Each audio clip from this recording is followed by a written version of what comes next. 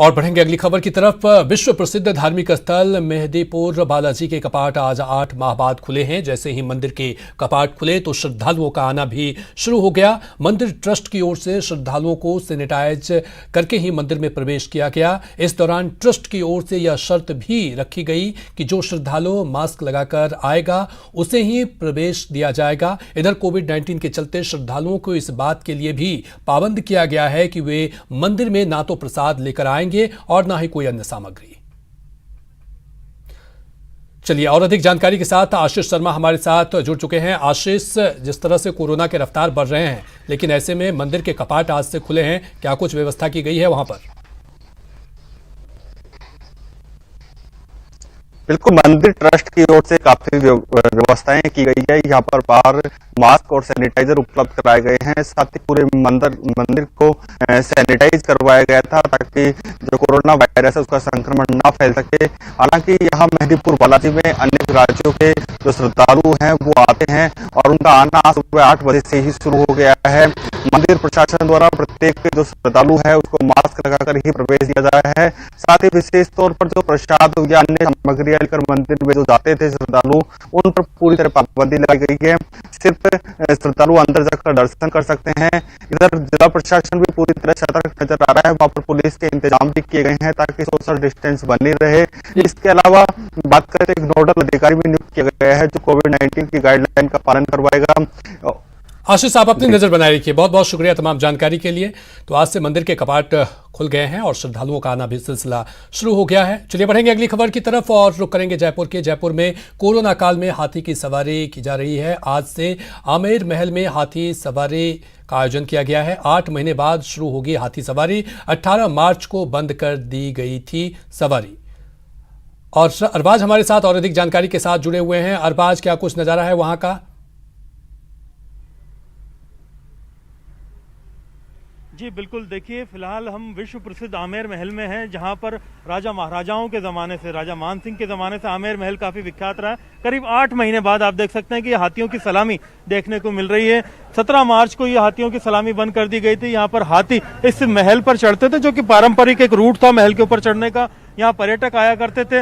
लंबे इंतजार के बाद में यहाँ पर ये जो हाथी सवारी थी वो बंद कर दी गई थी। फिलहाल कोरोना के एहतियात की वजह से सारी चीजें की गई थी, लेकिन अब जो पर्यटन विभाग है उसने यहाँ पर इसको इजाजत दी है। वन विभाग के साथ मिलकर के सारी चीज की गई है और इन तमाम चीजों के बाद में आप देखिए कि 106 हाथी यहाँ पर राइड के लिए आए हैं। तमाम महावत मास्क के साथ में हाथी स्वागत कर रहे हैं। हाथियों के साथ में जो सेंटर में मैसेज दिया गया है वो तमाम देशी विदेशी पर्यटकों को आई एम बैक का यहाँ पर मैसेज लिखा गया है कि हम वापस आ चुके हैं। पर्यटन की रफ्तार बढ़ेगी, धीरे धीरे पर्यटक आएंगे। फिलहाल एक जो हाथी की बुकिंग है हो चुकी है और यहाँ पर पर्यटन शुरू हो चुका है। हाथी महावत कुछ हमारे साथ में मौजूद है। क्या तैयारियां थी आप लोगों की? आप काफी टाइम से कोशिश कर रहे थे। करीब 3000 रुपए की खुराक आती थी एक हाथी की।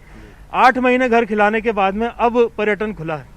लगभग 9 महीने हाथी राइड को बंद हो गए हैं और रात को करीब 7 बजे हमें पूनिया जी द्वारा मैसेज मिला कि कल से आपकी राइड चालू हो रही है। और ये हमारे सभी हाथी मालिक और हाथी परिवार के जितने भी लोग हैं उनमें खुशी की लहर दौड़ गई। और आज आप देख रहे हैं सुबह 7 बजे हाथी यहाँ उपस्थित हो गए। जी बिल्कुल, कितने हाथी हैं आपके? अभी क्या कंडीशन है? अभी राइड वगैरह शुरू होगी, इससे पर्यटन पे कोई फर्क पड़ेगा? बिल्कुल फर्क है। अभी तो टूरिस्ट है नहीं, वैसे इंडियन कुछ आ रहे हैं जो राइडिंग कर रहे हैं।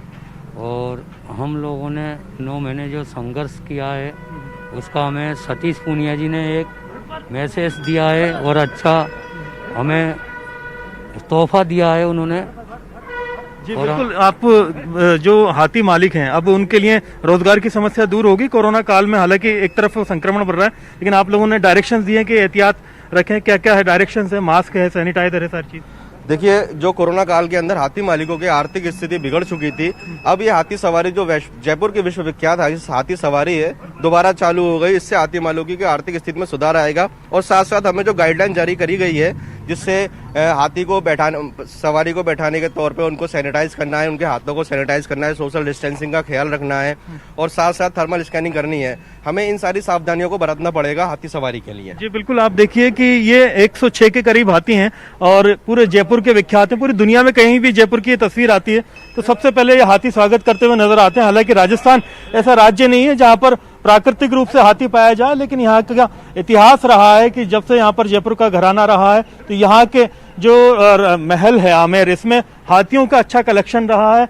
यहाँ पर महल से चढ़ाई की जाती है, बाकायदा हाथियों को रवाना किया जाता है। पर्यटन के लिए एक स्टार अट्रैक्शन है। राजस्थान में सबसे ज्यादा रेवेन्यू जो है आमेर महल जो है कमाता है, और उसमें एक सबसे अहम रोल इन हाथियों का है, क्योंकि ये हाथी जब यहाँ मौजूद होते हैं तो देशी विदेशी पर्यटक आते हैं, बाकायदा सवारी करते हैं, जरूर आएंगे और इनकी जो बुरे दौर से ये गुजरे थे उनमें उनको जरूर राहत मिलेगी। बहुत बहुत शुक्रिया अरबाज तमाम जानकारी के लिए। चलिए बढ़ेंगे अगली खबर की तरफ। और हेल्दी रहने के लिए सबसे जरूरी है दूध। शरीर में क्वालिटी प्रोटीन और कैल्शियम के लिए जरूरी है दूध, तो पीजिए हर रोज एक गिलास अमूल दूध। Stay home stay fit. लेंगे एक छोटे से ब्रेक।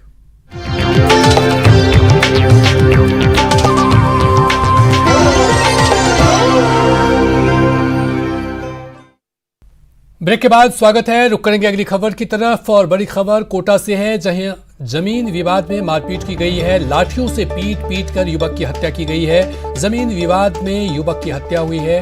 मामले की जांच में हालांकि पुलिस जुट गई है। सकतपुरा में हुआ है ये विवाद और इसके बाद पीट कर युवक की हत्या की गई है जमीन विवाद में।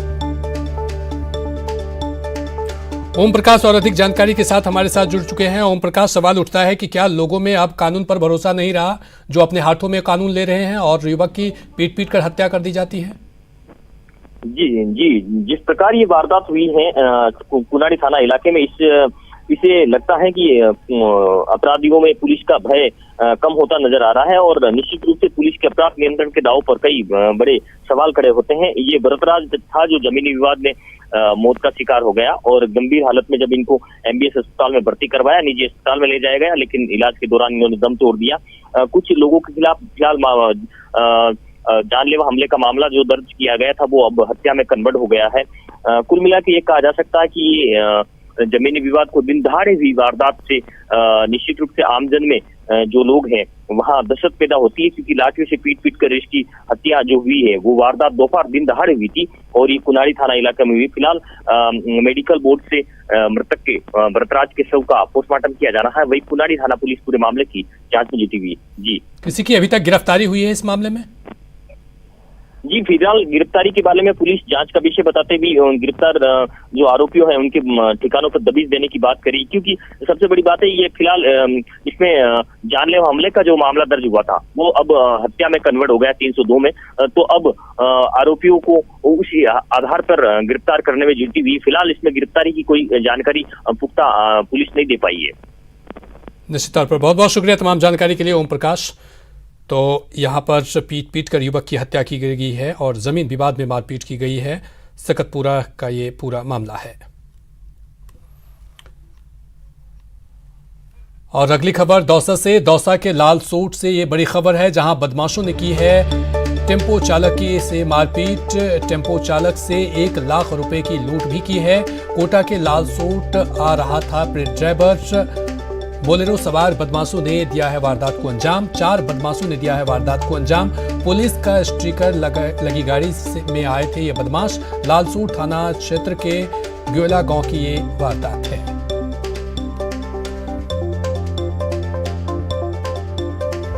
तो बदमाशों का तांडव देखने को मिला है यहाँ पर। टेम्पो चालक से 1 लाख रुपए की लूट की गई है और उसके दौरान टेम्पो चालक से मारपीट भी की गई।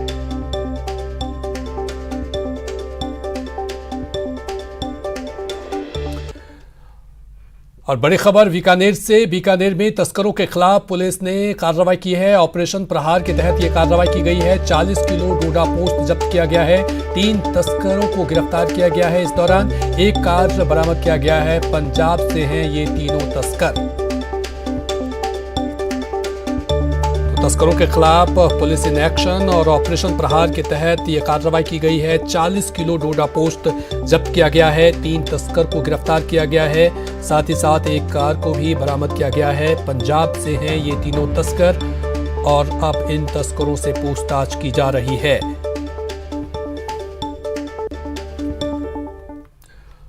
और अगली बड़ी खबर श्रीगंगानगर से, जहां खनन विभाग की कार्रवाई में अवैध बजरी परिवहन पर कार्रवाई की गई है। नेतेवाला बाईपास के पास ये कार्रवाई की गई है। 1 ट्रोला जब्त किया गया है। इस दौरान अवैध बजरी से लदे हुए और अवैध बजरी परिवहन पर परिवहन पर चालान भी काटा गया है। 2,18,000 रुपए का चालान काटा गया है। तो ये बड़ी खबर श्रीगंगानगर से, जहां पर खनन विभाग की ये बड़ी कार्रवाई, अवैध बजरी परिवहन पर कार्रवाई की गई है। नेतेवाला बाईपास पर एक ट्रोला जब्त किया गया है। अवैध बजरी परिवहन पर चालान काटा गया है। 2,18,000 रुपए का चालान काटा गया है। चौधरी, फोरमैन, माइनिंग विभाग गंगानगर। हमारे द्वारा आज अल सुबह चेकिंग की जा रही थी। इसमें एक गाड़ी अवैध परिवहन करते हुए हमारे पकड़े में आई है। उसके विरुद्ध नियमानुसार कार्रवाई की गई। किसका अवैध परिवहन हो रहा था? अवैध परिवहन बदरी का हो रहा था। अच्छा, क्या इसमें चार्जेस वगैरह लगे हैं? क्या चालान काटा है? 1,14,088 रुपये का हमने चालान बढ़ाया है इसका। और आप परिवहन विभाग ने अपने नियमानुसार 1,04,000 रुपये की पेनल्टी उन्होंने बढ़ाई। अच्छा, तो ये कार्रवाई अब लगातार जारी रहेगी? आपकी कार्रवाई पिछले 1 महीने से लगातार जारी है और आगे भी जारी रहेगी। ठीक है। अगली खबर अलवर से है, जहां रिश्तों का कत्ल हुआ है। जहां बुजुर्ग महिला के साथ दुष्कर्म किया गया है। दोस्त की मां के साथ आरोपी ने रेप किया है। दुष्कर्म के बाद बुजुर्ग महिला पर हमला भी किया। पुलिस के शिकंजे में आरोपी आ गया है। आरोपी को थी पॉर्न देखने की लत। तो बुजुर्ग महिला के साथ दुष्कर्म की घटना को अंजाम दिया गया है और दोस्त की मां के साथ आरोपी ने रेप किया है। हालांकि पुलिस ने आरोपी को शिकंजे में ले लिया है और उससे पूछताछ की जा रही है।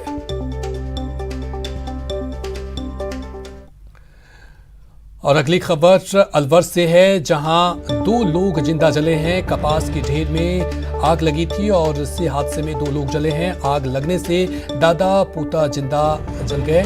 जिंदा जलने से मचा है वहां पर कोहराम। घर में रखी थी कपास और टपुकड़ा के बुकवा हेरा की ये घटना है। सबों को मोर्चरी में रखवा दिया गया है। तो अलवर से ये खबर, जहां 2 लोग जिंदा जले हैं। कपास की ढेर में ये आग लगी। और अधिक जानकारी के साथ हमारे साथ राजेंद्र जुड़ चुके हैं। राजेंद्र, क्या कुछ जानकारी इस बाबत आपके पास? कैसे हुआ यह हादसा? जी, ये टपुकड़ा थाना क्षेत्र का मामला है, जहां पर मकान में दादी और पोते दोनों सो रहे थे। तभी कपास के जो चुन करके लाके आए थे, कपास की जो रुई जो होती है वो घर में रखी हुई थी। उस दौरान ये हादसा हुआ था, जिसकी वजह से दादी पोता जिंदा जल गए और देर रात तक दादी की मौत हो गई थी और पोते को रेफर कर दिया गया था। जयपुर ले जाते समय रास्ते में पोते ने भी दम तोड़ दिया था, वो भी 80% से ज्यादा जल गया था। इस हादसे में दोनों की 3 से 4 साल का बेटा जो अयाज है, उससे पोता उसकी मौत हुई है और 55 साल की दादी मरियम की मौत हुई है। पुलिस फिलहाल दोनों का पोस्टमार्टम करवा रही है और मौके पर जाकर के घटनास्थल के साक्ष्य पुलिस जुटाने में लगी हुई है। बहुत बहुत शुक्रिया तमाम जानकारी के लिए। तो कपास की ढेर में आग लगी और इस आगलगी में दादी पोते जिंदा जल गए हैं। जिंदा जलने से वहां पर कोहराम मच गया। घर में रखी थी कपास, शवों को मोर्चरी में रखवा दिया गया है।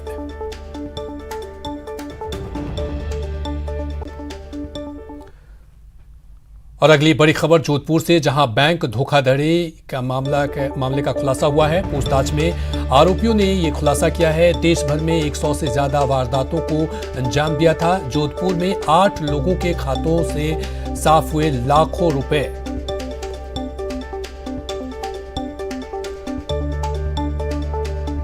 तो बैंक धोखाधड़ी के मामले में यह बड़ा खुलासा हुआ है। पूछताछ में आरोपियों ने क्या है ये खुलासा। देश भर में 100 से ज्यादा वारदातों को अंजाम दिया था इन लोगों ने।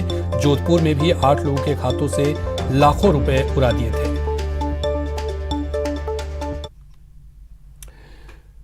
वहीं अगली खबर भरतपुर से है, जहां फीडर में पलटा है ट्रैक्टर। हादसे में 2 लोग गंभीर हुए हैं। घायलों को अस्पताल में भर्ती कराया गया है। तो ये बड़ी खबर आपको बता रहे हैं, जहां पर ट्रैक्टर पलटने से 2 लोग गंभीर रूप से घायल हुए हैं। घायलों को अस्पताल में भर्ती कराया गया है। भरतपुर से ये बड़ी खबर है। हादसे में 2 लोग गंभीर हुए हैं। फीडर में पलटा है ट्रैक्टर और घायलों को अस्पताल में भर्ती कराया गया है फिलहाल।